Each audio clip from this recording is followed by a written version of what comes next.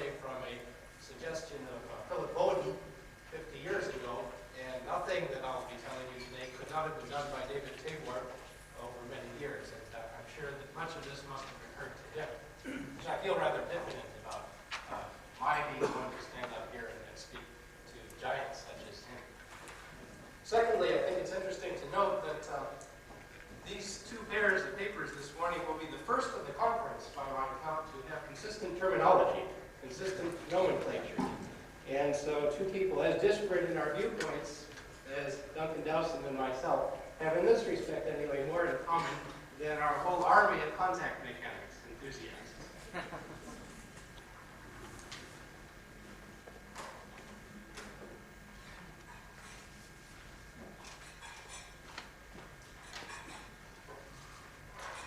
So let us pass now to the subject at hand.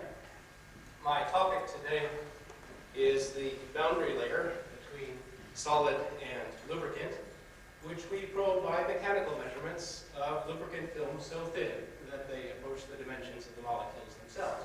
We take a droplet of liquid, we place it between two atomically smooth surfaces. We then shear these surfaces back and forth in a periodic fashion, not over macroscopic distances, that's being done by Israelachvili, but over very small and controlled and microscopic distances, commensurate with the thickness of the film itself. What I hope to convince you of today is that the nature of the boundary layer is indeed, as Duncan Dowson already concluded, a very problematical and mysterious question. So that, as tribologists have long known empirically, the lubricant is capable of responding to stress elastically, like a solid. Now, phenomenologically, this is exactly the amorphous solid response, which is so well known. It occurs under conditions where the conventional orthodox interpretation passing through a macroscopic glass transition point cannot be the correct explanation. And I think one thing which I hope may provoke some discussion is to decide whether we are in fact dealing with two distinct phenomena in these two very different kinds of experiments, or perhaps the same kind of phenomena in some cases.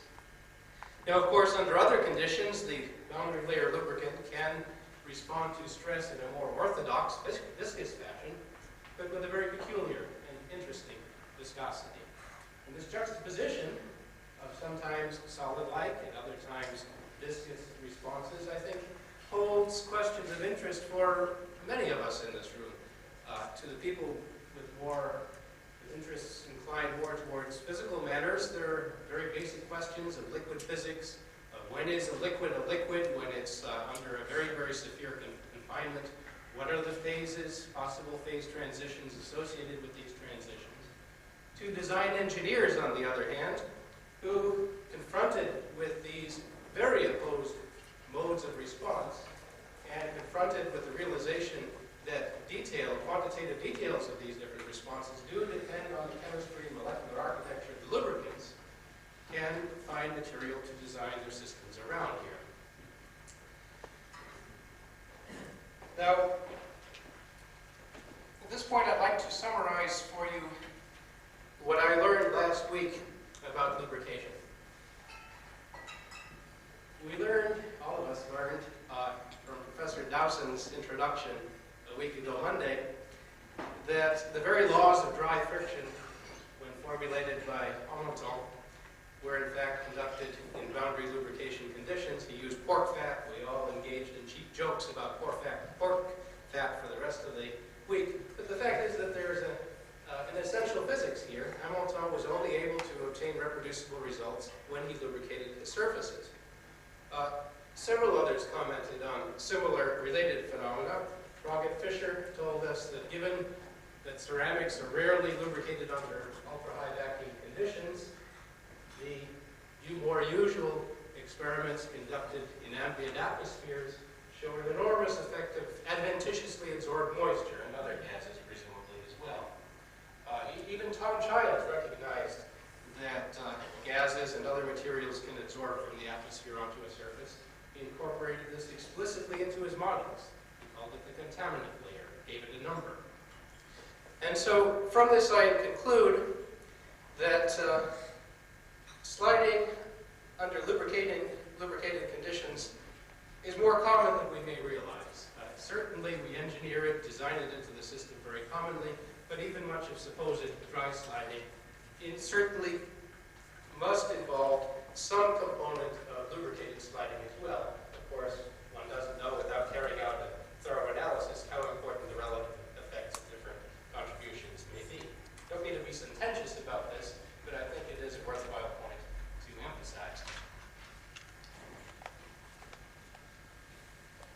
Now, we have been carrying out, I'm about to tell you a story about friction measured in a very, very idealized system using Leta surfaces, atomically smooth surfaces, which have no direct applications in engineering practice. And so I think it's appropriate to take another minute or two to consider the motivation for carrying out such very idealized experiments. And this, of course, has to do with the inordinate complexity of the usual common day realistic tribological situation. This canonical problem, if you will, of two surfaces sliding over one another is a little bit reminiscent of the cancer problem, in the sense that I think many people have realized that there is no single cancer. There are instead a large number of different kinds of cancers, and so people who research and seek to cure cancer no longer expect to find a single cure for cancer, but try to find a different answer in different situations. Here, similarly, if we consider the friction coefficient, the ratio of the frictional force to the normal load, which we've been discussing so extensively, well, it's quite clear that it has terms owing to jump to adhesion between the surfaces, but also owing to plowing and gouging and tipping and clearing and wearing and surface chemistry trogget. And if we got together in this room, we could send this probably over towards the lift going up the mountain. And of course, these are problems which one must deal with and confront in practice, if only to keep the trains running on time, but concerning which it's very difficult to carry out controlled scientific experiments, because these are not independent variables in a statistical sense, and to separate them cleanly using surfaces of this kind is a very, very difficult task. And so this is the motive, this is our motive, this is the reason why we deliberately focus on a small part of the problem, an idealized situation. Surfaces whose separation is very well defined because they're atomically smooth. Surfaces about which we know a great deal of the surface chemistry. And furthermore, surfaces between which we place oil, if you will, whose composition is very well defined. Now, it's worth also noting that to the extent that the story I'm about to tell you does prove to be general, have any validity really, it has ramifications also outside what we normally consider to be the strict tribology concerns. For example, in many processing situations, a vast amount of work has gone into understanding the interplay between van der Waals attraction or electrostatic repulsion between particles, well, to the extent that surface forces and surface-mediated changes in the physics of boundary layers do have, in fact, a general validity. Here we have a new kind of interaction to contend with. Also in porous media, in catalysis, in zeolites, in fracture mechanics, such as Brian Long was telling us about. In all of these instances, one's dealing with a very, very thin sliver of liquid confined between solid surfaces, whose thickness is comparable to molecular dimensions. Duncan was mentioning questions of wall slip. What is the correct boundary lubrication for fluid dynamics problems? This is a question that Mark Robbins has contributed to very importantly in the last few years. If you look back at the early history of this subject, there was a great deal of debate raged among giants whom we remember today and their household names as to what the correct boundary condition in fact is. And as far as I can determine, the question was determined just empirically. The fluid dynamics calculations came out right when one assumed a no-slip boundary condition. There's no more fundamental reason than that Mark Robbins can explain to us when this should be expected to break down. And it seems to me the evidence is becoming increasingly compelling that it should break down more, it's more and more likely to break down under the severe conditions of loading in a narrow lubricated gap. So one may hope to learn something about the molecular origin of that boundary condition and when it strictly applies from experiments such as this. And then there are also possible biological implications. Well, I know many of you were on the road for many hours yesterday, and then we had a German breakfast. And now the morning is dragging on. So I think it's prudent for me to begin with the conclusions.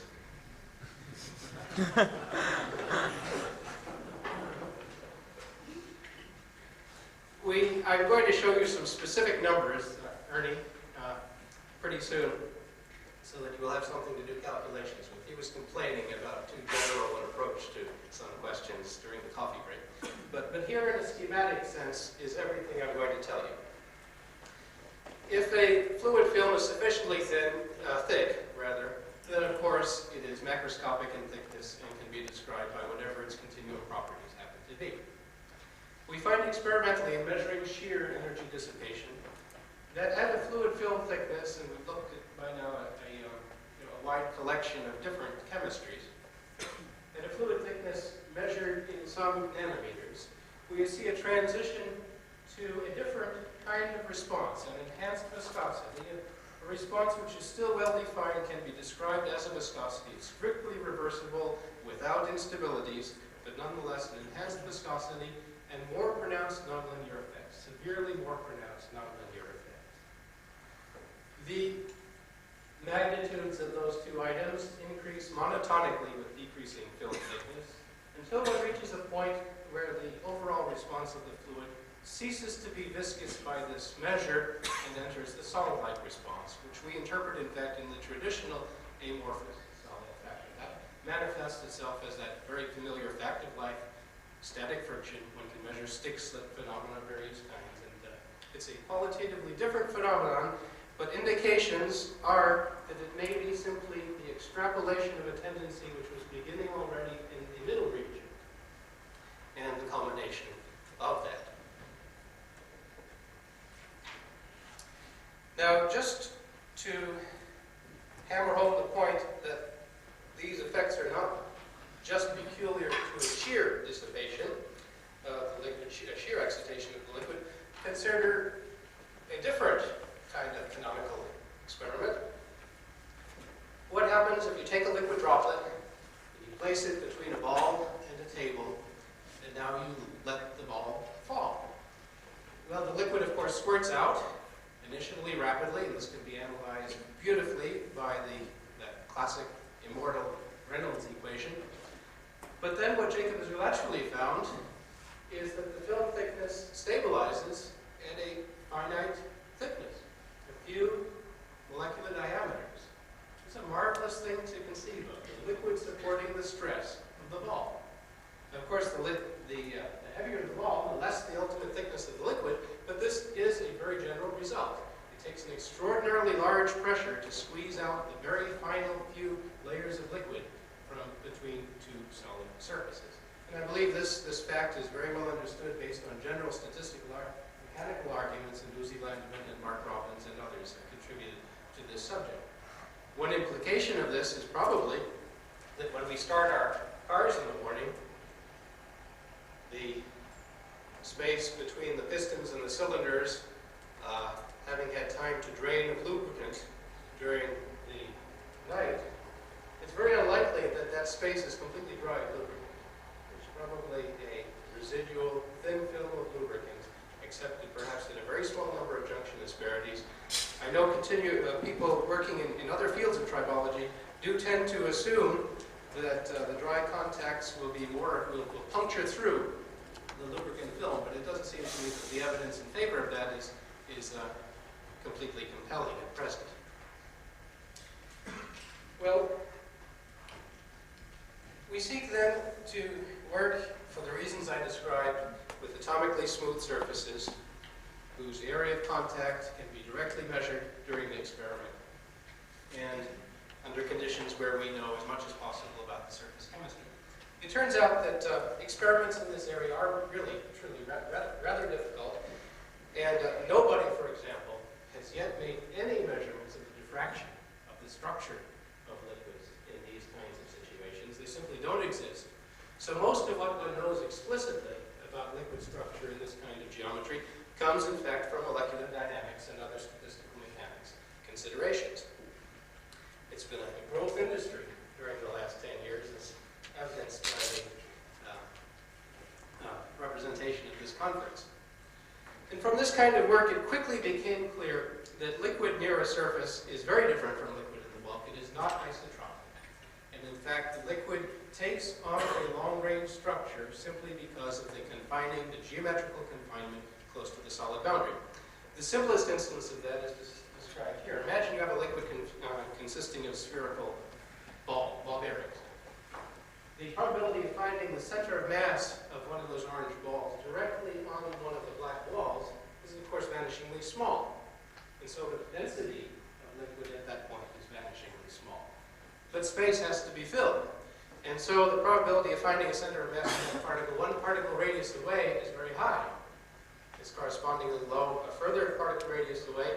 And this gives rise to a density wave, if you will, an oscillatory periodicity in the density profile, extending in the direction normal to the surfaces. Of course, if the fluid film is sufficiently thick, all this averages out to the bulk density, or something very close to it. But when the film thickness is less than maybe 5 or 10 particle diameters, this geometrical influence of the wall often gets outward. In much of the work during the last 3 years or so, developments have been very rapid in this area, has sought to understand at the same time the corresponding structure of the liquid in the planes parallel to the walls. That's a structural question. And the associated shape perturbations in the dynamics of this structured film. So, in some part, perhaps even imposed by the act of a shear. Now, the way we have set about measuring these quantities in the laboratory is sketched here. It's built on this marvelous surface forces apparatus, which was developed in Cambridge with David Tabor and perfected by Jacob Israelachvili and extended in so many other new directions by him. With this device that allows you to position solid surfaces at controlled separations from thousands of angstroms to perhaps 100 or 150 angstroms, or even 10 or 12 angstroms, with a resolution in the control of about an angstrom when you really work at it. This we use then as a means of positioning our solid surfaces. And then on top of that, we have developed a means to shear the surfaces then at this constant separation. Shear them in a sinusoidal fashion usually, with a range of frequencies of excitation ranging over about a factor of 1,000. Amplitudes of oscillation ranging from about an angstrom or even less now to as much as one likes, which is usually a few micrometers. When one rolls these effects of frequency and altitude together, the maximum effective strain rate in the boundary layer film ranges from something less than an inverse second to on the order of 10 to the 5th inverse seconds. And it turns out, as you'll see in a moment, that this is an interesting range of strain rates to be able to measure. Finally, just a comment about the geometry of the experiment. Unlike the traditional surface forces experiment, which seeks to measure equilibrium forces, here we're interested in dynamics, and so it is very important to have a parallel plate rather than a smoothly curved cross-cylinder geometry. Fortunately, the way to do this is easy, and the area of contact is monitored continuously throughout every experiment, because one is dealing with atomically smooth surfaces. That apparent area of contact identically equals, of course, the true area of contact. I don't mean to insist on details of the measurement technique, nor to gloss them over, however. We have really explored them in detail as described in these publications, but if there are any questions later on during the question period, I'd be more than happy to try to answer them. We've expended also a considerable amount of effort to investigate to what extent the behavior I'm telling you about may be generic or, on the other hand, perhaps specific to the particular liquid or the particular mica surface that we are investigating. Because after all, when these results first began to come out, we had no sense of what to expect, and there was always the lurking suspicion that maybe we were only measuring some artifact of the apparatus or a particular system-specific response. But now we're as confident as it's possible to be that these are generic effects. We've looked at a family of different alkane liquids, initially hexadecane, then decane, and most recently evolved dodecane. I'll tell you about this. We've investigated the effect of sort of anisotropy of molecular shape in a much smaller liquid, paraxylene, the effect of having not the least anisotropy possible, and this cyclic tetramer or dimethylsiloxane is characterized by being roughly a globular shaped molecule. Most recently, we've been emphasizing short chain polymer melts of dimethylsiloxane of different molecular weight, and also phenylmethylsiloxane. The interest of atactic phenylmethylsiloxane being that it will not crystallize even to the surface. It is capable of forming only glass.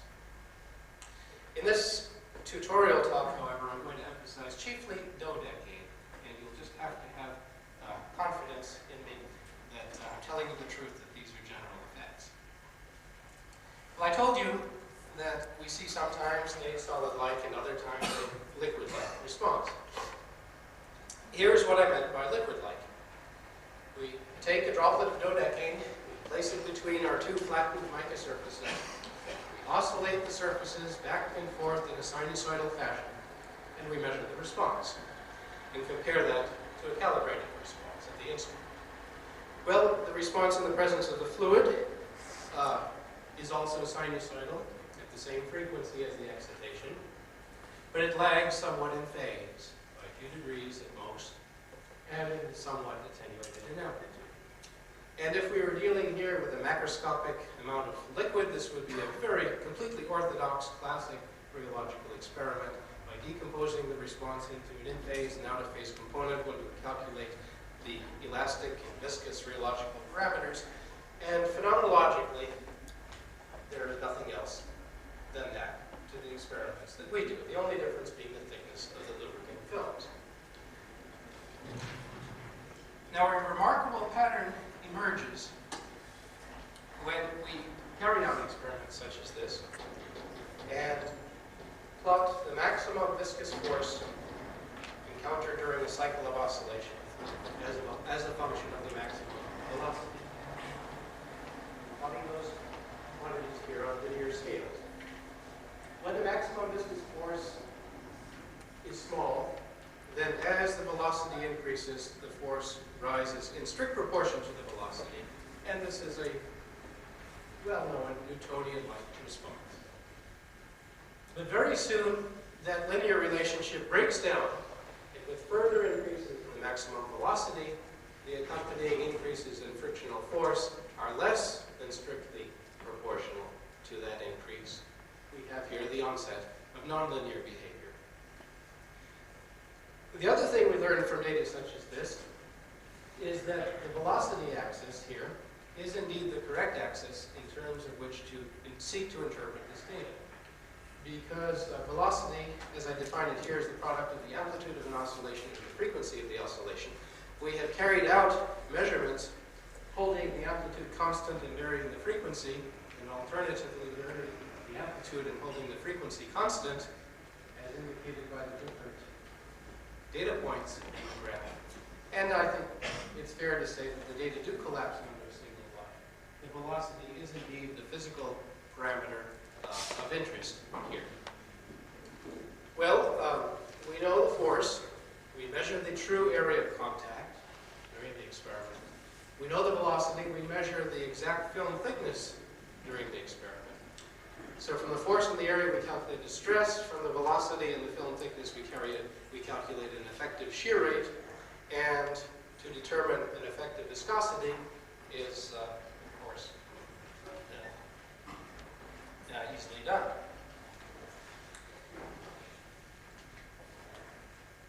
And the data look as follows. We're plotting this effective viscosity, defined as I just described to you.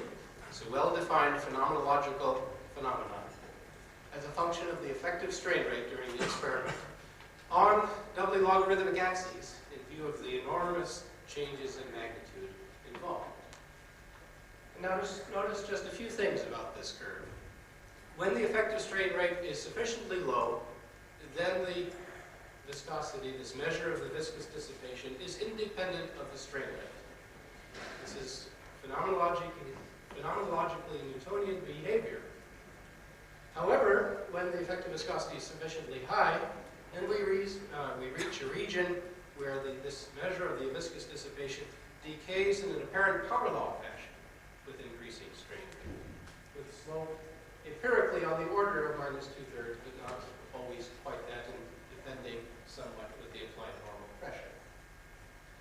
Where these two regions of the graph cross defines a relaxation time of the system. The inverse strain rate at which they cross defines the relaxation time. That relaxation time of about 0.1 seconds is about 10 orders of magnitude. Think of that, 10 orders of magnitude. Slower than for dodecane in the bulk. Finally, look at the numbers here. Ready? The viscosity of dodecane under these conditions of temperature and pressure is about 0.01 poise. A lot of that is -2. Here, the effective viscosity is always enhanced by orders of magnitude over that of the bulk, and by as much as over 10 to the 5th at the lowest strain rates. Furthermore, for bulk dodecane in the bulk is a very simple Newtonian liquid. To measure nonlinear effects such as are so dramatic here, one would have to go to shear rates on the order of 10 to the 10th or 10 to the 11th, which are, of course, impossible to achieve in a laboratory. So even the simplest liquid exhibits behavior such as this. It was very exciting to talk to Mark Robbins in the Frankfurt airport Sunday morning, very, very early. And I think it woke both of us up to realize that he is now seeing similar behavior in his computer as this. Neither one of us is really understands why, because after all, he is doing an experiment just as we are doing an experiment. But it turns out we are speculating along similar lines. We both feel that this is an instance of log jamming of the molecules, of a locking up effect, culminating in a glassy response, such as tribologists have always interpreted the amorphous solid to be. But I'm going to return to this discussion very soon. Now, I just showed you data at a particular thickness and a particular normal pressure. What about other thicknesses and other normal pressures? Well, of course, one can make such measurements, and here's one summary of them. We're plotting the effective viscosity, the limiting Newtonian plateau as a function of the film thickness. The first measurements having been made at 40 angstroms, and then at lesser and lesser thickness. And here you see real numbers showing how the effective viscosity increases with diminishing thickness and appears to be diverging, in this case, at a thickness of 25 angstroms.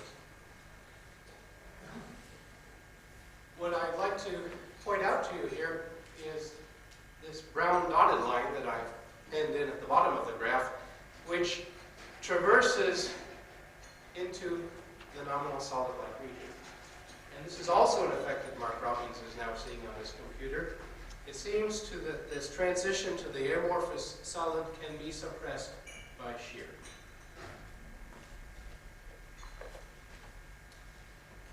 And so to summarize, our current understanding of this liquid-like response in the experiments I've been summarizing for you is that in this family of experiments, where we can find a variety of different, always non-polar, incidentally, liquids between mica, which is very attractive for these liquids, we always find that the effective viscosity is considerably enhanced over the bulk, that relaxation times are considerably prolonged by 10 orders of magnitude over those in the bulk. And this is associated with dramatic effects of shear thinning. If if we calculate an effective activation volume by the kinds of arguments that Brian Briscoe was telling us about, we find that it is many times the volume of any single molecule in the liquid, let alone segment of the molecule as it would be in the bulk. And this suggests that these are collective effects. That we're measuring not the motion of any single molecule here, but that the unit action of flow involves the collective motion of many molecules. And that the ultimate culmination of this effect is indeed a logjam situation where the molecules can no longer slip over one another. And Ken Johnson has given some thought to that aspect of the problem, and I'll return to that. Finally, however, there is an effect of chemistry and even of molecular weight or chain length when we hold the chemistry constant. But there's no time to address that in this talk. Now, until very recently, there was an alarming possibility in all of this work, and that's that we were studying not a general tribology of boundary layer lubrication, but the effects of mica. And mica, of course, is very convenient to do experiments with, and we all love it for that reason. But it would seem a waste of a lifetime to devote it to just studying mica. And this can keep you awake. Can't it, Jacob? Keep you awake, right?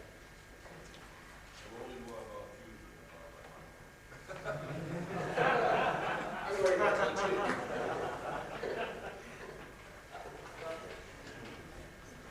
And indeed, the arguments that we might be studying the effects of mica were compelling based on the understanding that is coming out of the computer experiments. Because these have shown very clearly that certainly the locking up effect, the congealing seizure effect, can be an effective corrugation of the surfaces, and Jacob has thought a lot about that. It can also be affected strongly by the strength of absorption of the liquid to the surface, and mica is very attractive to these liquids. And these two effects can in fact conspire to produce an actual physical, literal crystallization of the liquids at a periodic crystal surface, such as mica, under conditions where one would be far away from crystallization of the bulk liquid. So in approaching these questions experimentally, the strategy was clear. That was to change the surfaces and not use mica. And the way we chose to do this was to retain the atomic smoothness of mica, but not the chemistry or the periodicity, by putting a thin film of something else on top of mica. This something else is what's become known as a self-assembled monolayer, that is alkane chains which can be bonded covalently to the underlying solid substrate. And the point in the context of this talk to make is that these are very low energy surfaces terminated by methyl groups, and so their surface energy is a factor of 10 to 50, probably less than that of the native cleaved mica surface. Unlike mica, they have no periodicity over long range, and so we have an amorphous surface. And although the density of packing is just as good as in the Irwin film, as well as we can determine, the bonding is not so weak as in the Irwin film. These molecules are not dripped off the substrate by sliding. They are chemically attached to it. So we take these mica below, self-assembled monolayer on top of the mica, and put our same droplet of dodecane in between.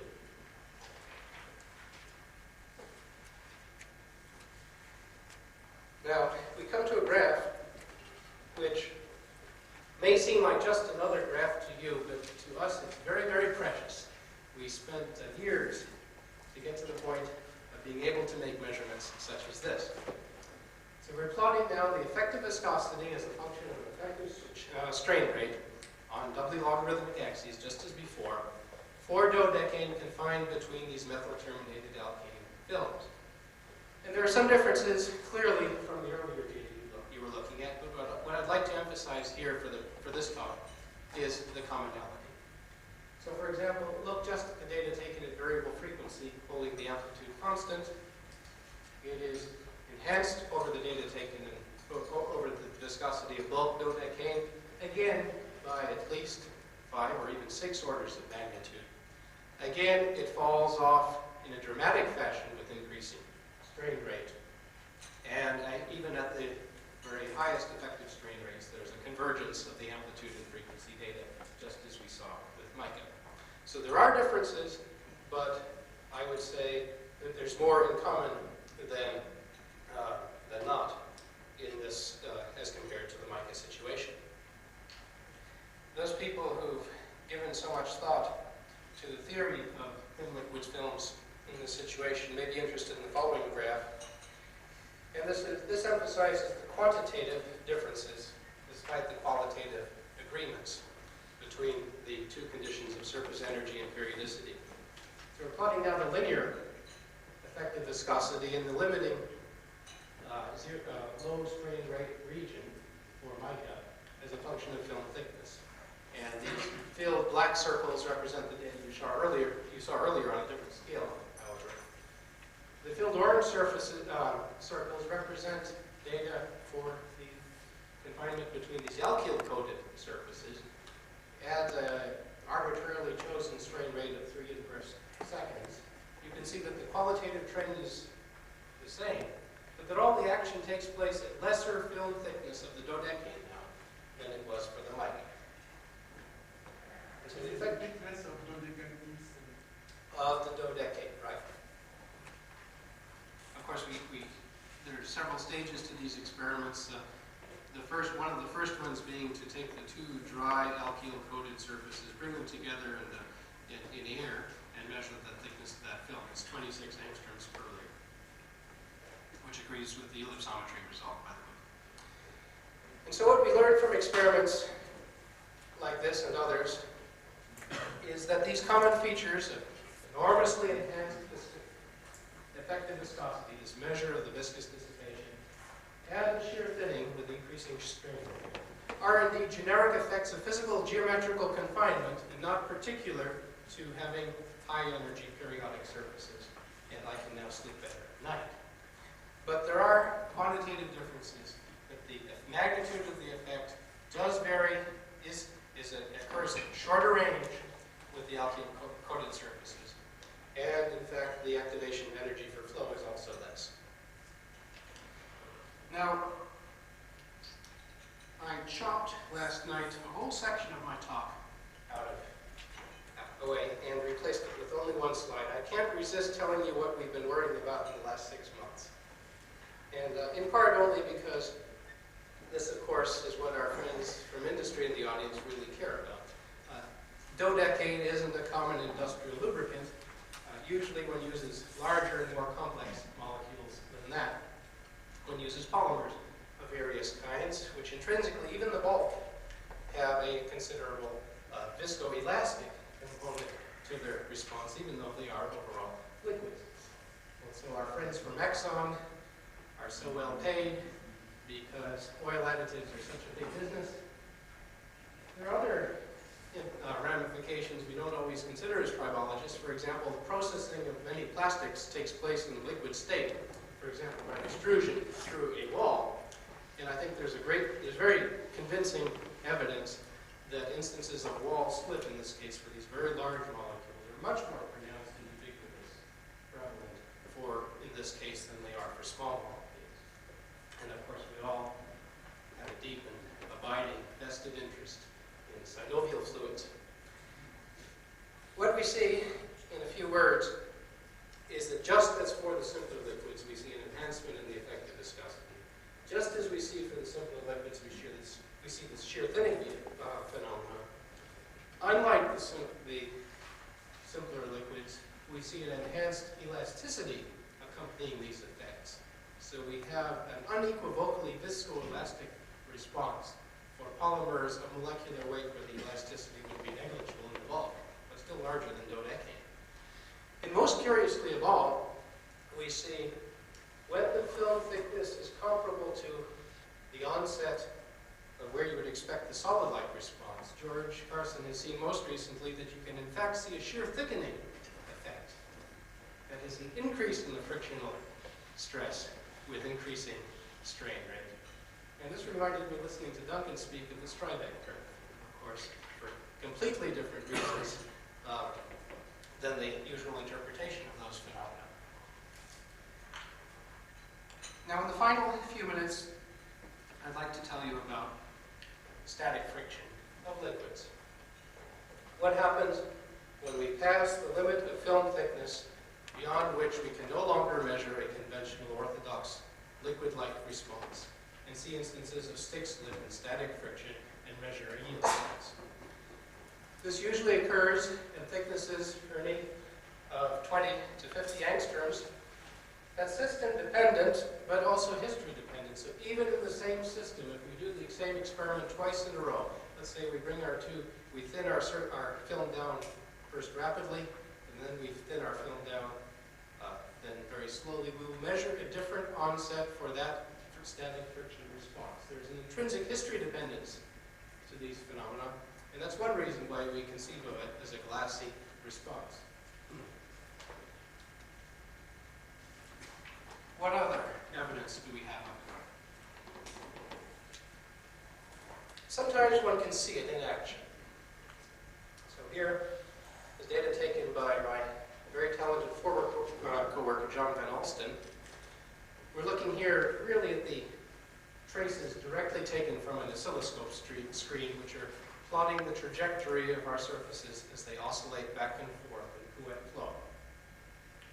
So the displacement on the left-hand side of the graph is initially moving around merrily in the sinusoidal fashion as I was describing to you. That's the conventional, that's the liquid-like response we've been considering. And then upon the application of a gently, slowly increasing external normal pressure, we see that the response gets a little jagged. We have a stick slip phenomenon.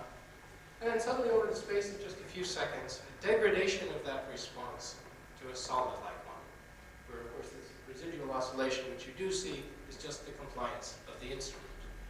And it's a reversible phenomenon. If you back off on the normal pressure, just a smidgen, you recover the liquid-like response. If you raise the normal pressure back to where it was, you recover the solid-like response. And the very rapidity of it suggested to us at that time that it may have been a true phase transition.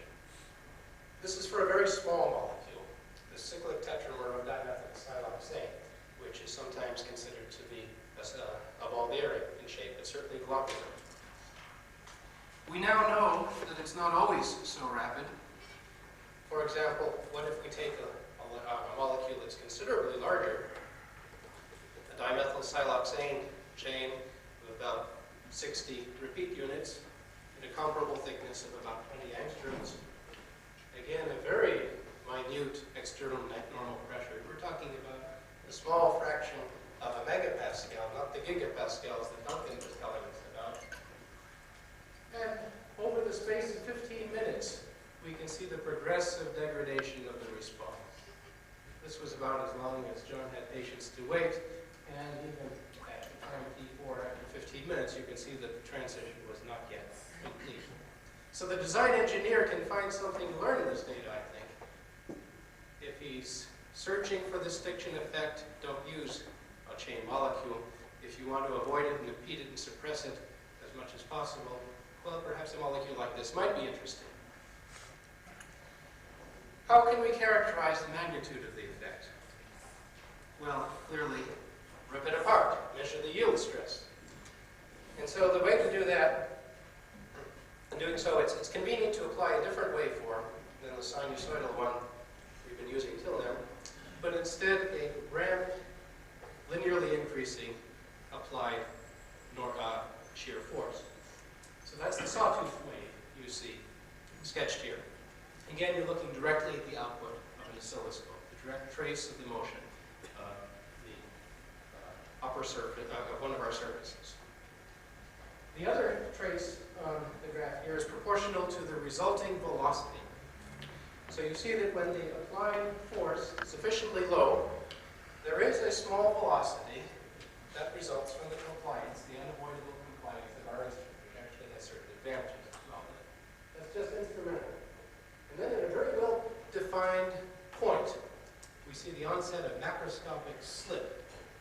Our surface starts to accelerate, to careen forward, to race, to catch up with the applied force. And then when the applied force changes direction, the surfaces again very rapidly stick together, congeal, solidify, and once again measures only the apparatus response until the point of macroscopic slip. And the measurements are very repeatable successive periods of oscillation. But it was not so simple as this. Now, we know the point of slip, we know the force required to achieve that slip. Now here, let me show you some raw data. We're plotting that force to achieve slip as a function of the external normal load. We're looking at this point for a friction coefficient. And I'd like to just emphasize the 3 points at the upper rightmost point of the screen. We made the mistake of repeating our measurements. And so the first point that we took was the bottom point. The next point that we measured was the middle point. And the final point that we measured here was the topmost point. This was beyond what we took to be our experimental uncertainty. The force to slip was increasing with time elapsed during the experiment. We measured the area of contact directly. There's no argument about that. It wasn't changing. Well, let's take that force. We'll normalize it by the area of contact to get a shear stress, this yield stress, which we call the critical shear stress. The data always looks like this. In this particular experiment with that small 4-membered ring with a globular-shaped molecule, the critical shear stress began at a certain level upon first measurement, and then with subsequent repeated measurements over the space of 10 minutes, it tripled in value. Imagine that. A liquid with such a low, watery-like consistency in the bulk is taking 10 minutes to reach a steady state in this idealized single disparity.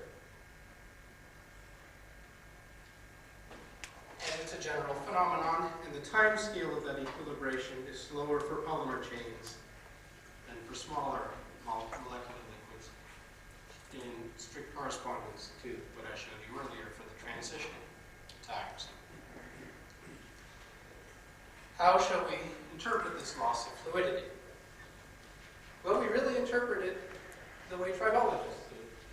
Now, physicists, of course, think of all these highfalutin other possibilities, but they're wrong. It's not induced by shear. The solidification is not induced by shear. It's not an axial crystallization in the systems we look at. In control experiments that show that. It's not the esoteric possibility of incommensurate phases. Again, control experiments show that. And it's not the simple artifact of chemical degradation. The reversibility of the experiments show that. Most likely it is quite simply, just as Ken Johnson has written a number of years ago, that as you squeeze on these liquids progressively more and more strongly, you drain out degrees of freedom of the liquid to then squeeze out, if you will, free volume, to the point that the liquids no longer can slip past one another by thermal agitation, but require a mechanical activation to accomplish that motion. And it works out even numerically. If we take the typical value of this yield stress, of course, the force per unit area, force times distance is energy, area times distance is volume, so we can interpret this as an energy per unit volume. Change the units so we have an energy per unit molecule. It works out that the yield stress phenomenon sets in at an energy density of about 1/3 kT per unit molecule and grows to level off and saturate at an energy density on the order of 1 kT per unit molecule. Tribologists care about pressure dependence, and there's a similar story here. So, in the context of this kind of experiment where we know the normal load precisely and we have no disparities to be formed, the correct thing to do is to normalize the force by area to have a shear stress and the load by area to have a normal pressure. And that normal pressure, of course, distributed over the area of contact. If we carry out measurements such as that for X a decade, having allowed sufficient time for equilibration of the critical shear stress in the manner that I showed you a few moments ago, we see the very orthodox linear increase in the critical shear stress with externally applied normal pressure that I showed you earlier, that tribologists have long known. But look at the magnitude of the pressure coefficient. It's 20 in this experiment. If we hadn't waited for equilibration, it might have been 2. So there's an effect of time here as larger, always, than one sees in a lubricated contact. In lubricated contact, one sees maybe 0.2 to 0.6, as we discussed, I think, last Thursday or Friday. I think what wasn't brought out in the discussion last week is that already what one sees in a lubricated contact is larger than Bridgman and others have seen in the bulk. The slope of that graph is 20, Brian. I know it's hard to assimilate at first. It's not what you see between rough surfaces.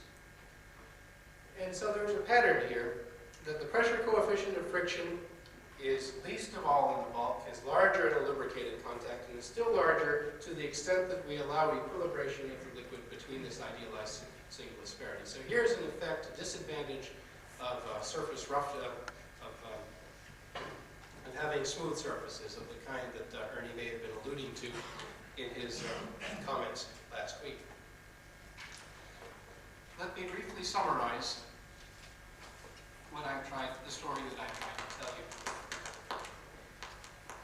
The title of the talk had to do with using atomically smooth surfaces, and of course that's not an end in itself, but a means to an end. What we're seeking to do is follow the suggestion of Bowden so many years ago, and try to understand behavior within an idealized single asperity. The advantage in doing this is that it may allow us to separate the fluid lubrication aspect of friction from the mechanical contact mechanics aspects, which are so well understood. The contact mechanics of our single asperity is completely different from that of an asperity in a real-life tribological situation. But the fluid mechanics here, I submit to you, are instructive. And what we see are three regimes. Of course, the bulk regime that Duncan Dowson described to us. A region of fluid boundary layer characterized by a complex effective viscosity. That is, it has not just a viscous component, but also an elastic component. It's a very complicated beast. It depends not just on thickness and strain rate, but also, for more complex fluids, the frequency of the experiment. There was no time to get into this. Then for the very thinnest films, we see a region of static friction characterized by yield stress, which we believe to arise from a glassy-like quench disordered state. It's also a very complex phenomenon. It depends on film thickness, very strongly on the externally applied normal pressure, but also on the time. And tribologists have normally considered that the static, and known always that the static friction increases with time. The conventional view has been to say that this is reflecting the growth of junctions as they progressively flatten. It's a very reasonable argument. Surely is true in many situations. Here we see that it's not necessarily the whole explanation. In this particular idealized instance, it is not the explanation at all. And we may wonder whether this kind of effect may not also contribute as oil resides between, let's say, stainless steel ball bearings. I didn't say anything about the dynamic friction which succeeds static friction when we rip apart the amorphous solid. And one reason for that is I think the circumstantial evidence is building up that this is not a qualitatively different region of response, but simply represents a return to the liquid boundary region, which was cut short by the onset of the glassy response.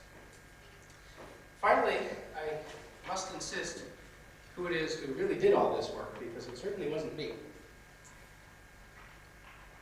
Here you see assembled before you the research group, most of whom work on other questions than these questions of sliding friction of very thin lubricant layers.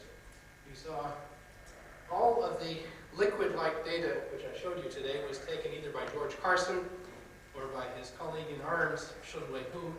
Most of you know, I hope, George by now. He's sitting in the back of the room. You saw some of these other names on some of the slides. We co-opted them into this work, for example, to modify the chemistry of the microsurfaces, but their primary responsibilities are elsewhere. Thank you for your attention.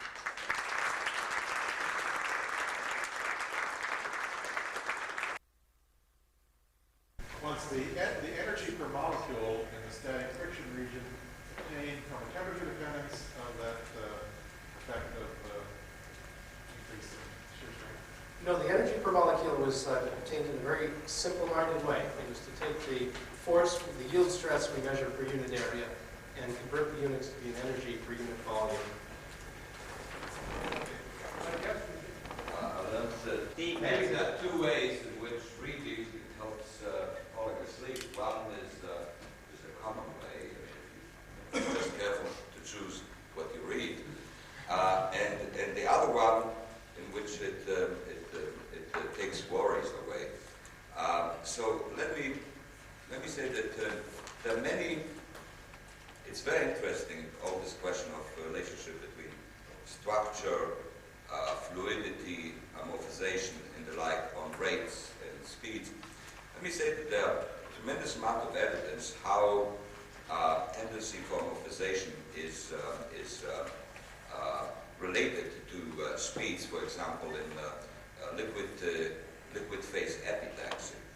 And the point is that, for example, if you take a solid and melt the top part of it by irradiating it, say, with photons, and you melt part of it, and then it recrystallizes in an explosive manner, such as what's called laser annealing, then you find that even in speeds of 10 meters to 15 meters per second of front of recrystallization moving, there is a very definite layering of the liquid in front of that network bonded silicon liquid. So in other words, the reorganization of material in front of a solid front is the first act of crystallization. In other words, it's a kind of precursor to the finding the lateral positions in this moving front. So it turns out that you can actually inhibit crystallization and form an amorphous liquid if you draw heat out in a much faster way than, because the motion of the recrystallization front is proportional to the gradient of heat. And you can actually inhibit the crystallization simply by tilting this gradient, making it bigger, and then this precursor, which is related to the 4 or 5 layers in front of the crystal sink, are not forming, and then you form an amorphous film. Now, the reason that I bring this thing, because it seems to be an issue whether this has to do with intrinsic properties of heat conduction and relaxation times and the mechanical action itself. Here is a case where, for silicon, admittedly, it's not, but it's a network bonded amorphous material. It can form more than just a simple glass, but a network bonded one. That there's no mechanical component whatsoever, and there's a competition between an external effect, namely the heat conduction, and the relaxation time, and you can turn it one way or another, namely crystallization versus amorphization, simply by turning a switch. So there are actually, I believe that it could be that there are methods for measuring these effects and separating mechanical from non-mechanical, and this might be of some relief, at least in terms of interpreting results. Comment on that, please. I think what I learned mostly from Uzi's very interesting parallel is that there are parallels to other fields of endeavor, and that we may learn more than about just tribology from this work. But not only that, there are ways to design around these problems. That when we recognize that the essential physics of lubrication has some physics in it and need not be understood just at the phenomenological level, and really start worrying about the mechanisms, that even the design engineer may learn from that esoteric foray into what might have seemed just purely an academic exercise.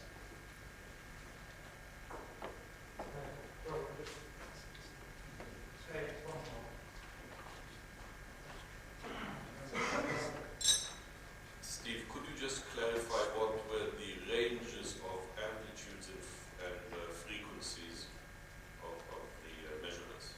These are all cyclic, sinusoidal, I get.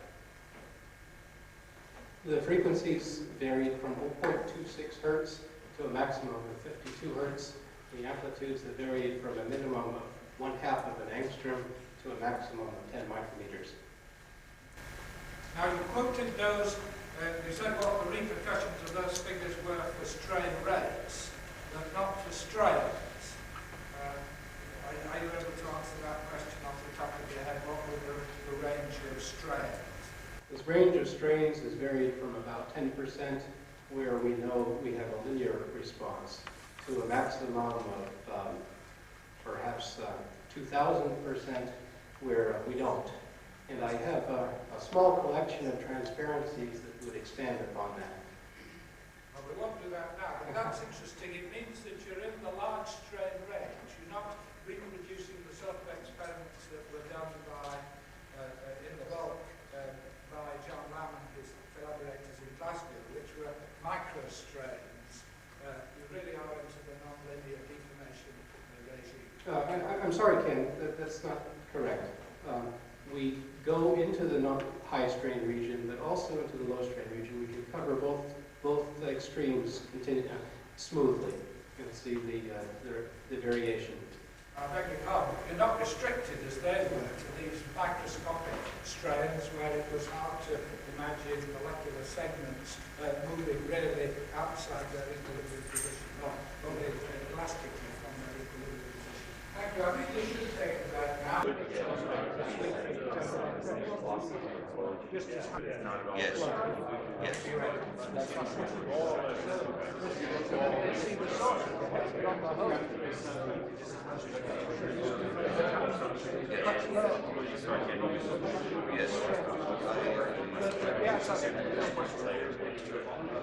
It might be some ordering. Unique. When you start getting into the mechanism, fluids, obviously, being somehow jumping from one place to the other. Just how do you interpret that in terms of continuous film stuck on the surface?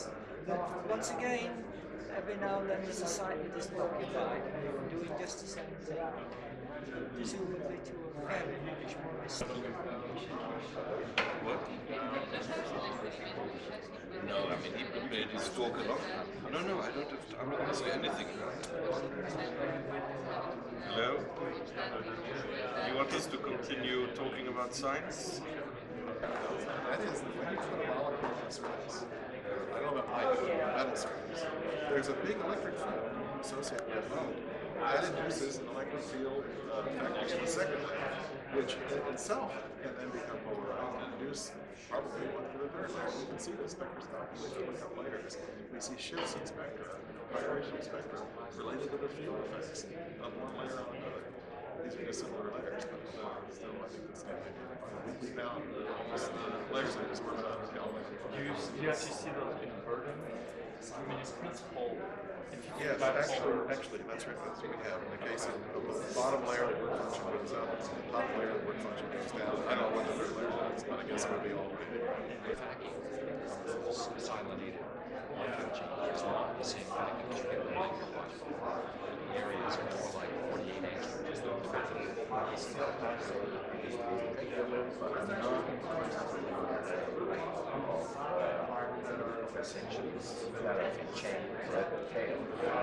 He didn't tell us what the friction between those chains were. But it's been highest as much of this. I reminds me of what we did in physics. The first result from It goes worse than that. You have certain science where the fusion barrier, right, the motion across the surface, is only like 1/5 less than the field motion. So just because the molecule is stronger at its work to the surface doesn't mean that it is stronger in shear. So a lot of if you look at the data that he's presenting, I'm real concerned that he's not measuring the relative properties of the film. He's measuring essentially localized shear between the liquid and the microsurface properties in between the liquid and the altitude change of the other. And that off the surface. right? So you have, even before you constrain it between two surfaces, the two layers that come on top of the surface are different from what they're in the bulk. And when we go in, you have an inhibition of 79. Now the constraining effect is real, I believe. Just molecule directly removing this. The question is, are you really Yeah. So I'm just curious. You also have a purpose. Yeah. Have you calculated the ultimate yield strength? No, that was my question. I wanted to The way I do it is I do This is a very early paper. Yes, but I was still sort of constant Right, stress I'm gonna have to simulation. put it that way. That's exactly what I did. I applied a stress tensor along the x-axis of the thing. I just sit there, marched up, and I measured the elastic modulus. Because I needed that for the Bergson solution. And I just kept pulling on it until it yielded. And that's how I measured the yield strength. That's great. Oh, so say you don't have any potential. Which one is? one of the guys in our group has just started studying plastic. You see, as soon as you have atoms, yeah, but you have atoms and circuits, 16 atoms. You stick the silicon on the silicon, tear it apart, and then you have this cone. This guy. This cone. And for silicon, It's bonded to this surface. It's saturated. normally silicon you would expect it not to do that. Right. What can I say? About your, What can I should tell? lock your computer. Yeah. What can I tell? I'm not saying it's wrong. I was just there. I have several questions. We know from surface science that the mobility of molecules on surfaces, that is the surface diffusion of molecules, is really much easier. Is the microphone working? Yes. Okay. I'll just hold it up closer. We know from surface science that the lateral motion of molecules is much simpler or much easier by about a factor of 5 in terms of the activation energy than the desorption process. It struck me in looking at your data that it might be possible to interpret at least some of the data with regard to localized shear at the interface between the mica and the liquid, and correspondingly the localized shear between the alkyl chain terminated surfaces and the liquid. Do you have any evidence in your data that would suggest that that is not a problem? I mean, are we really measuring the bulk properties of this 20 or 30 angstrom film of liquid, or are we measuring the properties of the shearing interface between the liquid and the solid surfaces? It may not have a bulk. Well, I think I told you everything I know. We measure a force and seek to interpret it. If you want to continue on this point for a few minutes, I just have a couple more questions. I just wanted to say that in some of the simulations you clearly see in the polymer films that at very high shear rates you do get separation between the solid and the polymer. The polymer's gotten so entangled it can't respond, and the surface of interface between the two can respond at high shears. At the lower shears where you get these very slow tails, I wouldn't want to say that there isn't shear happening in the film. Okay, Steve, just one other question. Just to make it less facetious, but certainly less well-founded also answer to that. Clearly, we have an inhomogeneous film. Of that we are certain. And so to characterize it by a single number, the effective viscosity under some conditions of strain rate and overall thickness and so on is clearly an average over the film. And so you're really asking where is that average taken?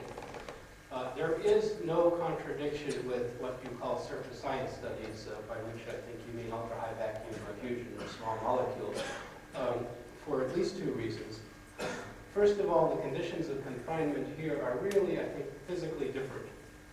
We have two unforgiving solid surfaces squeezing down on this macroscopic film, not single molecules moving about in a very forgiving vacuum interface.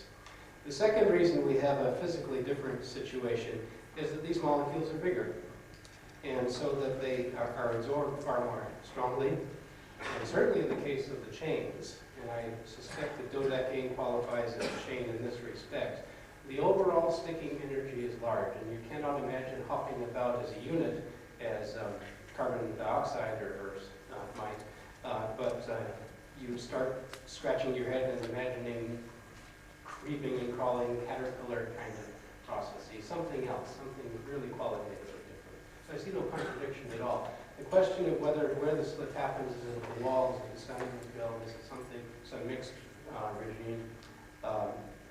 The computer simulations, I hope, will tell us. They certainly have very provocative results.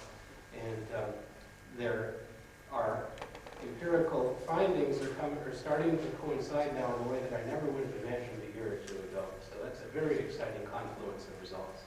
I agree with you. I think that the results are very exciting, but your comment actually sort of begs my second question. All right, and that was that if you look at the size of your contact, your lateral size of your contacts, as compared to the average contact radius calculated from the work that Professor Greenwood demonstrated to us last week, your contacts are laterally much larger, all right, than the disparity contact. And I was wondering, from the modeling aspects of it, what the effect of that kind of lateral confinement on the dynamics of the rearrangement, or the ability of the molecules to rearrange has. I mean, is there any understanding for how, for example, as the diameter of the contact increases, issues related to pressure gradients out the contact and essentially squeeze out, and the dynamics of exchange to the bulk liquids are affected? Well, it's an excellent question, and others will give an informed answer. Let me just comment what we know. The activation volume we calculate is an uncertain quantity, but if we accept it for the sake of argument, it amounts to about 200 molecules.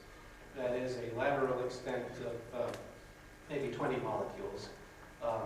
So that defines somehow a critical, that might suggest that a disparity of thickness, the disparity only has to be larger than the thickness of about 20 molecules to see these kinds of effects. It's only a suggestion, but it's everything we know at this point. Since the origin of such collective effects is unexplained, I think, completely, except for Mark Robbins' very interesting simulations, which are starting to see similar phenomena. Since we don't understand diffusion of molecules in this confined geometry, I think the question is an excellent one, but the answer, it's premature to even speculate. Yeah, I just had one comment. Do you think a diamond angle cell measurements, although I'm not sure whether you can do X-ray diffraction on films, then would be one way to look at the structure. And the other question is maybe just a clarification. When you said it's not like the junction growth model, for those high alphas, but isn't the squeezing of the film in some respects like a junction growth model? The question of making diffraction measurements on films this thin is to get enough diffraction signal. And so certainly in principle, if you could find a way to increase the sensitivity, you might do it in a diamond angle cell. The immediate problem is to get the sensitivity. As for whether it's a junction, what it has in common with junction growth, it has some things in common with other things not. I think that the cautionary word is important here because it's easy to fall into the question of is a bulk behavior, and I'm not even sure that there is a bulk for a 27 Anston film of the decade. In fact, the question of bridging across, at least in the case of hexadecane, dodecane is probably 18, 19 Anston in length when it's fully stretched. So it turns out that the bridging between the two surfaces by some conformation molecules is an important effect. The other thing has to do with the comments that you have made in response to this question. It has to do with unforgiving surfaces. At least some of the simulation work indicates that the surfaces are actually quite forgiving. And this comes to some things that I'm sorry if I tread on areas where I'm not an expert, but there is this question of the what is the component in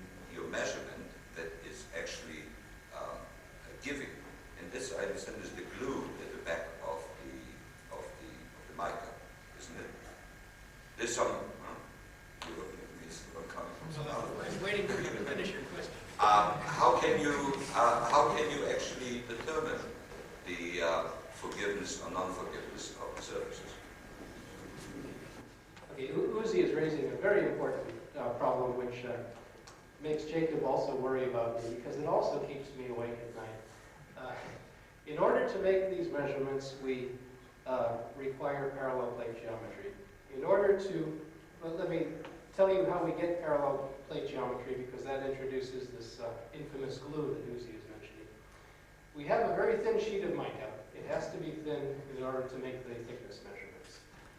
And we attach it to the solid support, as David Tabor explained, with a glue, with a weaker body that attaches it. And then as we bring our macroscopic droplet of liquid, as we thin it down more and more by bringing the mica sheets closer and closer together, at some point we run into this structure density profile that I began by sketching for you. The liquid resists being squeezed out. And we arrange things such that the glue is weaker than our liquid, and the glue flattens, and this is how we achieve a parallel plate geometry. So the glue necessarily has some compliance, some substantial compliance. We can't make the measurement cleanly otherwise. So Uzi is saying, how do you know you're not measuring the glue? And all this is an uninteresting artifact. Well, we thought of that question too, Uzi. One of the publications I cited, I mean, one can make an extensive mechanical analysis in terms of effective springs and effective dashpots. I think there are 8 or 10 or 12 springs in this apparatus. If you really look closely, they're coupled and they're dashpots, linking them in various series and parallel arrangements. You can do control experiments with surfaces stuck together, that is where you know there's no liquid present to contribute to the measurements, and characterize that glue rather thoroughly. It has a complex impedance, that is a viscosity and an elasticity. We compare that complex impedance with the impedance which we measure in the presence of the film, and fortunately, it turns out that the complex impedance of the glue is significantly larger than that of the films I've been describing to you. It sets a limit on our measurements. I will never talk to any of you about measurements taken on this apparatus on a polymer film of viscosity 10 to the 5th poise in the bulk. In that case, the approximations would break down. But fortunately, there's a broad array of liquids where the glue's impedance can safely be neglected, or even corrected for if we were to go to higher viscosities. We have really thought about that carefully because it's a major pitfall. Is everybody in this business using the same glue? I suspect not, but we don't talk about that. If I understand correctly, your design, you have two piezo, one here and one here, and you have the frame between two, and here you have the two mica sheet, and here you have the spring. Okay. And if I call grand K F the stiffness of your frame, if I call petit k F the stiffness on your contact, it looks to me that you have two stiffness in parallel, and what you measure is the stiffness of the contact with the sum. And my question is, it seems to me that in your case, this is very bigger than this one. And my question is, how much, what is the ratio between both, please? Unfortunately, Jean-Marie, that's not the picture we modeled. You need a dashpot. You need a compliance in the apparatus. Yeah, but in the case of, I don't speak when you have dumping. When you have dry condition, what is the range of the ratio? Even in dry conditions, we have a compliance in the apparatus itself. It's a complex impedance of the apparatus. There's an elastic but also a viscous component to the response. And I don't remember the numbers offhand. I'd have to look them up. But that's in the glue rather than in the frame. We consider the glue to be part of the apparatus, right? We cannot measure the frame without any glue, nor the glue without any frame. It's just a given, an experimental given, as a system, as the Germans would say. So as I understand it, to summarize what you said, here you have a system and you measure its response when you have dry contact with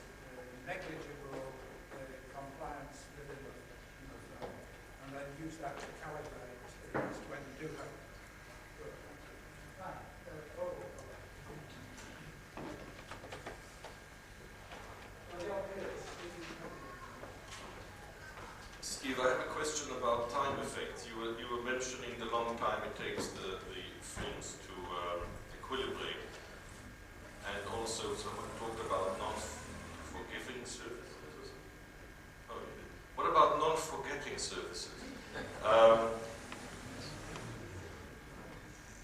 Since we don't know what's going on, or exactly what relaxations are responsible, could it be that because you're going backwards and forwards over the same region, that is actually different from the case where you might have just continued sliding on and on, the way that, in other cases, friction often occurs. So could the process by which you make these sinusoidal measurements be very important? Whereas if you just continue over the same distance, then the time would not be the factor, but time suddenly is a factor because of this way of doing it.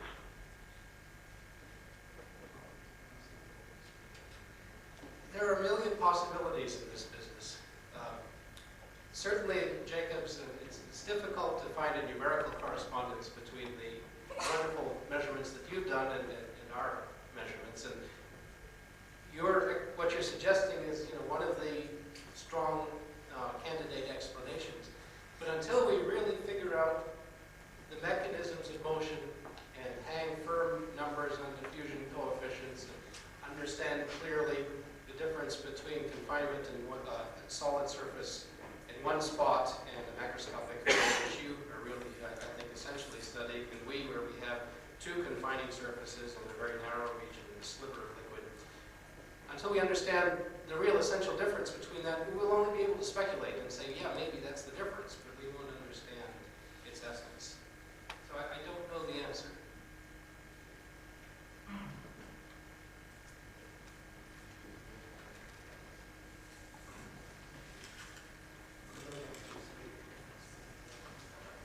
Steve, I have two questions. I guess the first one is a simple one. Have you looked at water or any other polar liquids, or do you have any intentions of doing so?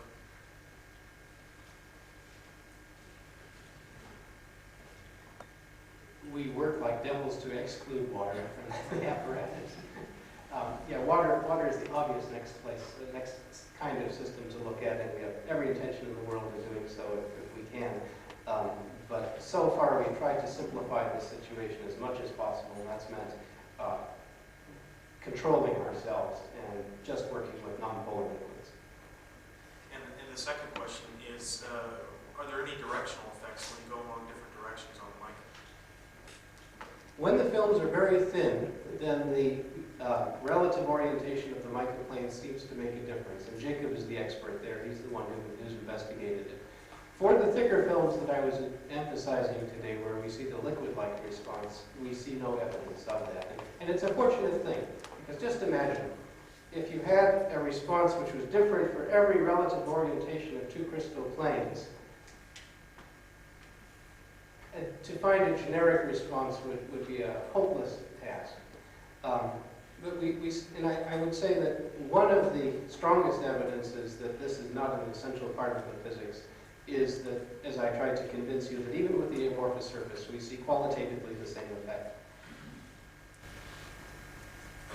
Yes, Steve, Dan Leta, Exxon Music.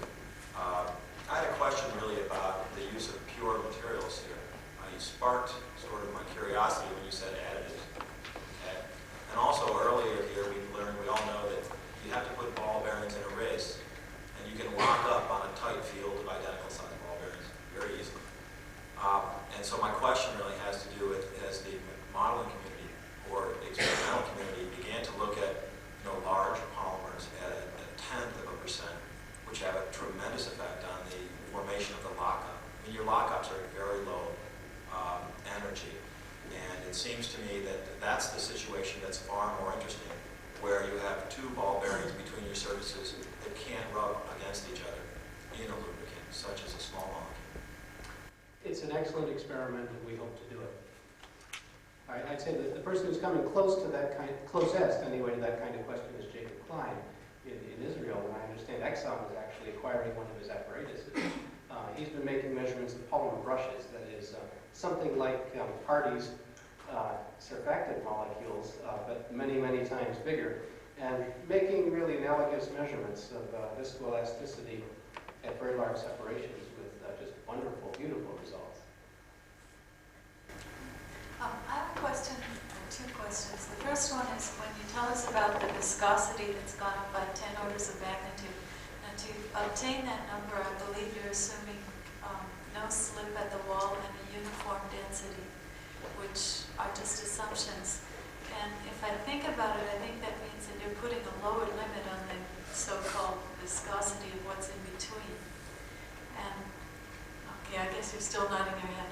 Okay, so I'll keep going to the second question then. Now, you show us a view graph where you talk about a liquid-like stuff in between. And now, to me, your viscosity is already 10 orders of magnitude higher than bulk liquid, and maybe even more, given the assumptions that go into that number. And I always have a lot of confusion on why is it you call that liquid-like? Could it not be something that's solid in there that's just not exhibiting stick slip?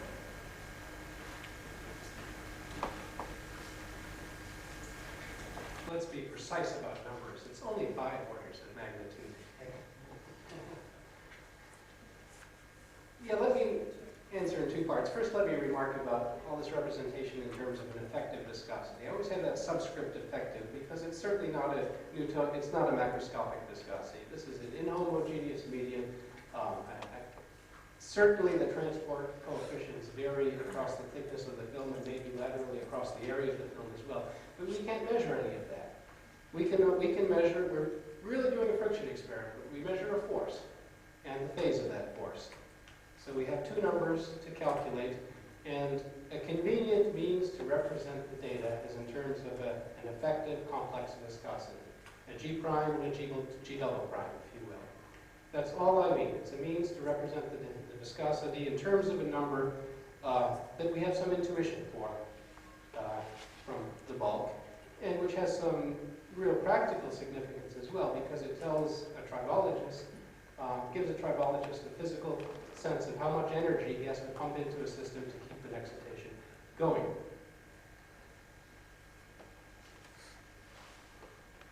The question then of are we justified in calling a liquid, I think I can answer really pretty convincingly if you accept my definition of a liquid. A liquid is a substance which will flow to ease some deformation. It will flow no matter how small the applied shear stress is. A solid will not. A solid will be elastic up to some limiting shear stress, will resist easing its deformation unless you pass that shear stress. And by that measure, our liquids are liquids by every measure that we have, and our solids are solids. I guess, but given the assumption of no slip, if it's slipping at the wall, wouldn't it, well, I guess you'd call it deforming. You know that it's deforming rather than slipping. You're talking like a physicist, Jackie. All I know is my measurement of force and phase. I want to infer what the molecules are doing from that. I really want to do that. I could do it as much as you, but all I know is the force and the phase. When I'm thinking back to your transparency showing the applied displacements and response, it looked like a response in phase with the displacement, which I would expect for a liquid to be in phase with velocity. Did I misread your transparency? I believe well, let me put the transparency up and then explain the issue. Since we're discussing this, but the interpretation of what you measure, this is a key point.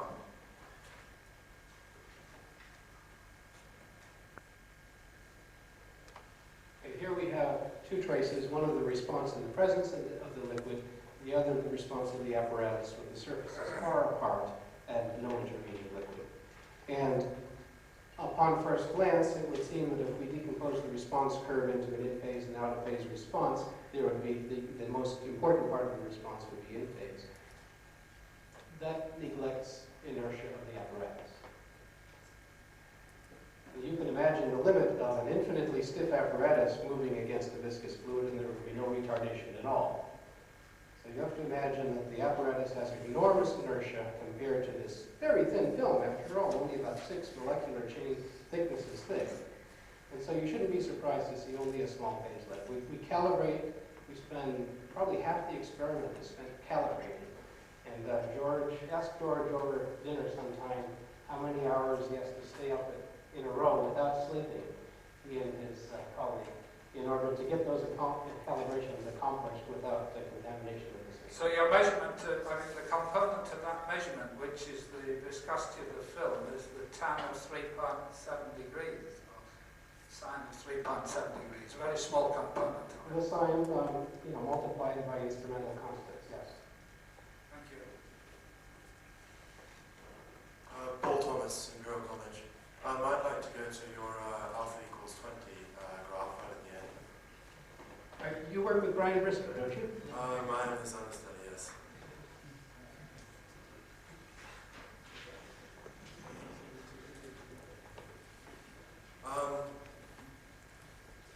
If you take the Irwin argument and it falls out that alpha is a ratio of the pressure activation volume over the stress activation volume, that would equate that for your flow to occur, you would require for a hexadecane molecule to move an expansion of 20 times the molecular diameter. How would you explain that? Or maybe the Irwin argument is low rubbish in this domain. The question of to what extent we can put a physical content to the Irwin model is one which Professor Tabor introduced already a week ago. And he didn't know the answer, neither do I. One uses it for want of anything better, but the limitations of that model are infamous, are very well known, I think, to most of us in this room. Really, it rests not necessarily upon Irwin's strict interpretation of the model which you were describing, but upon assuming an equilibrium of the transition state between some reactant and product states. That seems a little easier to justify than the Irwin interpretation. Literally, I personally have no trouble with believing that more than a single molecule has to participate in the unit process of flow. But that's quite different from the stress activation. It's quite different from the volume activation.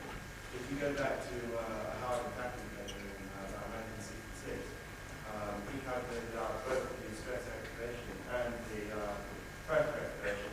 And even though you need, let's say, 10 times the stress activation volume to move these things, you only require the increase in volume for the pressure activation volume of the same order as that of a molecular entity.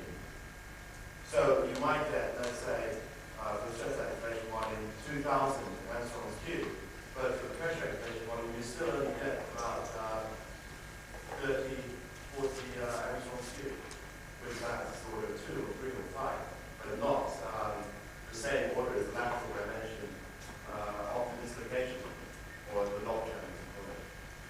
Well, I'm not familiar with that paper, but again, these are exciting kinds of measurements to make. They really excite our imaginations, want us to, and we just feel impelled to have the data tell us what the molecules are doing. We can't resist that. On the other hand, let's be careful. This is what we know. A critical shear stress as a function of net externally applied normal pressure. The interpretation is going to be model dependent and can be discussed, but let's clearly separate the data, of which we can be sure, from the model, which is dependent on various assumptions and approximations. That would also, your alpha value would also give you, I mean, if you use the relationship mu equal to 4 naught over v plus alpha, values of mu greater than or equal to 20. That's enormous, really. Indeed. Well, this is an interesting point, but there are a lot of other people wanting to ask questions. To get your talking perspective, how do they actually differ from some of our other ideas like the Doolittle equation, which relates the viscosity to the free volume, and the retardation and compression, which Brian Briscoe spoke about earlier last week? And the Derivati work that had special properties of water with thin films. Can I use 2 sentences to... I don't know.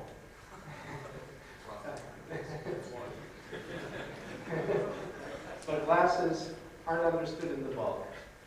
The Doolittle equation is really comparable to the Irwin equation in the sense that it fits a lot of data very nicely, has done so for many decades. People know its limitations very well, but have not been able to persuade others of better equations.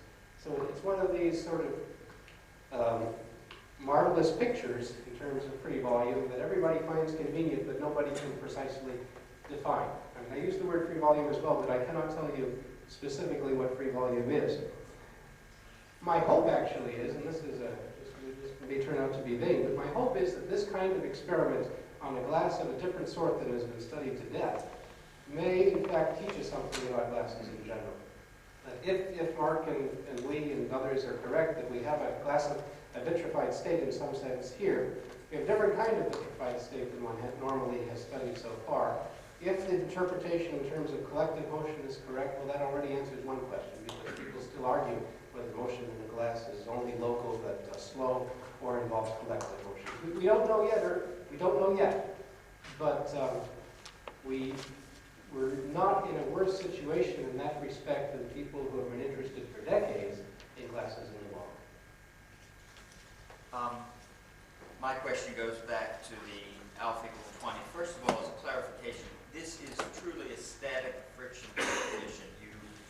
You see the thing beginning to move, you get the force in the area at which it begins to move. Is that right? We're not talking kinetic, I'm talking about the critical shear stress.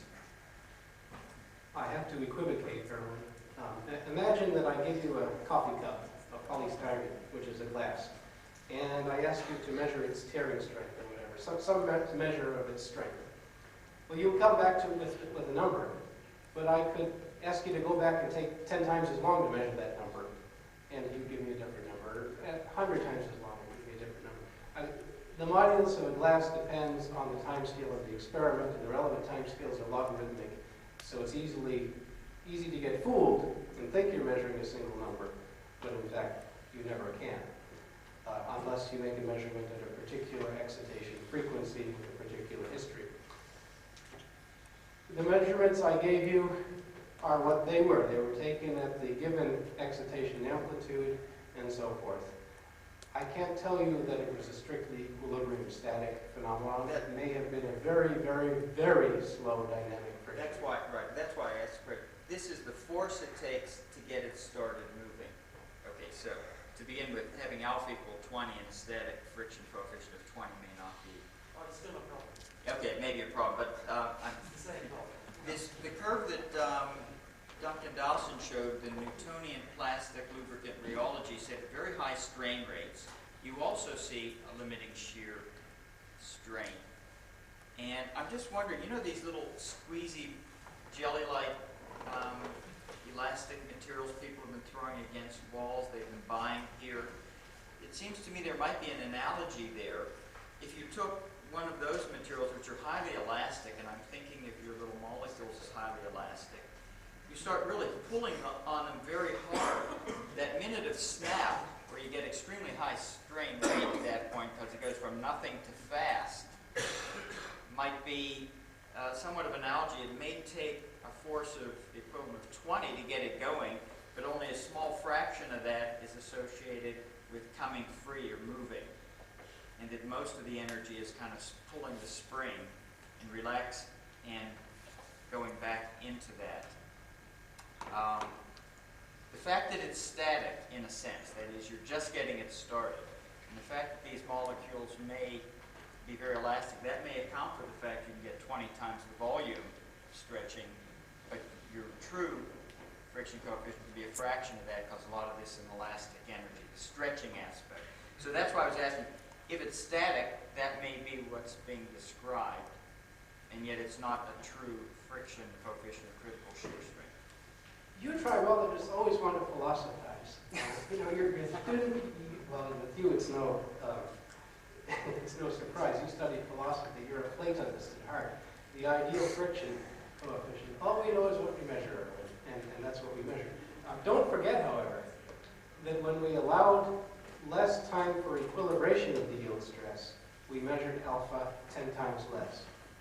Right? So just as in a bulk glass, one sees volume relaxation the longer you wait, so perhaps here, certainly it shows up as a stiffening. The other thing is, I may have given the wrong impression in this graph, where the shear stress, you should think of the force as proportional to the stress. The shear stress certainly appears to be leveling off on this linear axis with increasing velocity, but it doesn't really. It doesn't really level off. It always continues to rise with increasing shear rate, and the effective viscosity never falls off with a slope of -1, which it would if we reached the limiting shear stress.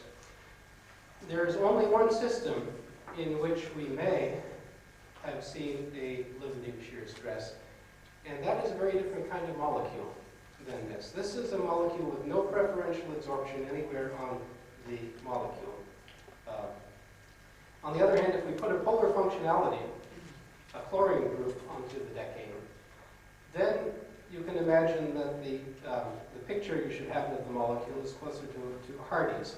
That is, that polar head is sticking preferentially to the mica, and maybe one even builds up lamellae of successive layers such as this. In that case, we may have seen the limiting shear stress. Now, if that is so, if we can generalize this preliminary work, it's not impossible to conclude that it may be that it could explain the limiting shear stress phenomenon, which is so well known to tribologists, because the common engine oils and other oils on which the limiting shear stress measurements have been made always include oil additives of that chemical nature. It may not be a general phenomenon as it's taken to be. Certainly our experience today suggests that. Can we make the questions quick?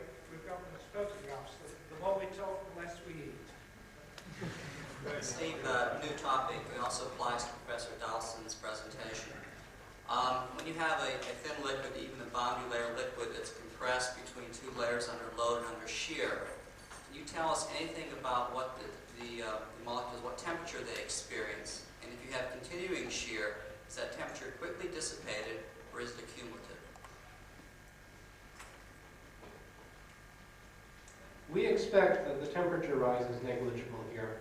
And the reasoning is that the area of contact on the order of 10 microns on a diameter is vast compared to the thickness of the film, which we measure in angstroms. So the heat bill, we believe, is efficiently dissipated, and even at the highest strain rates, we see no reason to expect a significant temperature rise.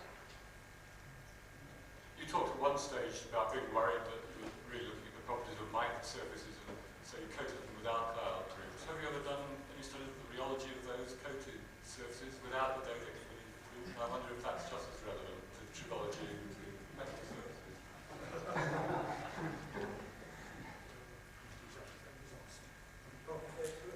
Professor Tabor should answer. He did the work.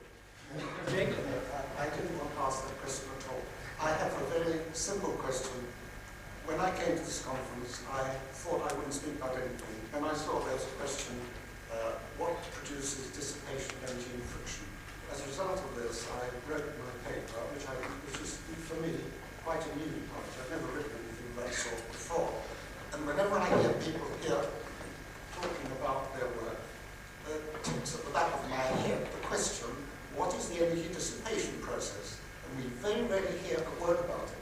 And I want to ask a very simple question, which probably will be answered down here rather than by you. I try and envisage what's happening with simple liquids, not with the liquids that you see as an enormous gap between what you're dealing with and the complex molecules that the engineers are dealing with. They're missing things and entanglements, all sorts of things. Simple liquids. what is the mechanism by which energy is dissipated in the viscous process? And is it really that one can regard a cluster of molecules having some sort of jiggling motion, and you apply shear to them, and you distort them, and that there is a flicking back, rather in the way that I described for solids? Now, if this is true, then the simulation people should show that even in the shearing of simple liquids, the shearing should show discontinuities, not be smooth. I'd like to know if there's any evidence of that at all.